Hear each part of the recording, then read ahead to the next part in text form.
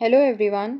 तो पिछले पार्ट में हमने देखा farming in Palampur and ways one can grow more from the same land and also will the land sustain.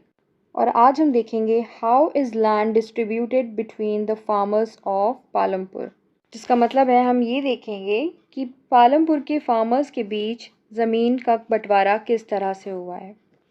तो खेती के लिए ज़मीन कितनी ज़रूरी है ये तो हमें पता ही है, बट अनफॉर्चुनेटली खेती करने वाले सभी लोगों के पास बहुत ज़्यादा ज़मीन नहीं होती। पालमपुर में 450 फैमिलीज़ रहती हैं। इसमें से 1/3 यानी कि 150 फैमिलीज़ जो कि दलित्स हैं उनके पास कोई ज़मीन नहीं है खेती करने के लिए।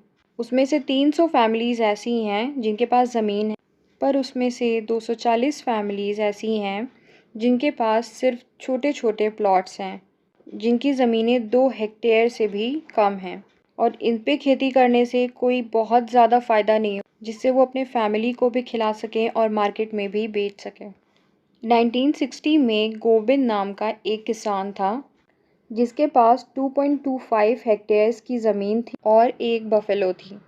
गोविंद की ज़मीन अनइरिगेटेड थी, मतलब वहाँ तक पानी नहीं पहुँचता था। तो गोविंद अपने 3 बेटों के साथ मिलकर काफ़ी मेहनत कर अपनी ज़मीन को कल्टीवेट कर लेता है, यानी कि उसको उपजाऊ बना लेता है। तो काफ़ी साल बाद जब गोविंद की डेथ हो जाती है तो वो ज़मीन को गोविंद के बेटे 3 पार्ट में डिवाइड कर देते हैं।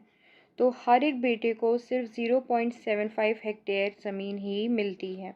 ज़मीन पर इतनी मेहनत करने के बाद, उसको इतना उपजाऊ बनाने के बाद, मॉडर्न फार्मिंग मेथड्स को यूज़ करने के बाद भी गोविंद के बेटे अपने अपने पोर्शन से इतना नहीं कमा पाते कि वो अपना घर चला सकें।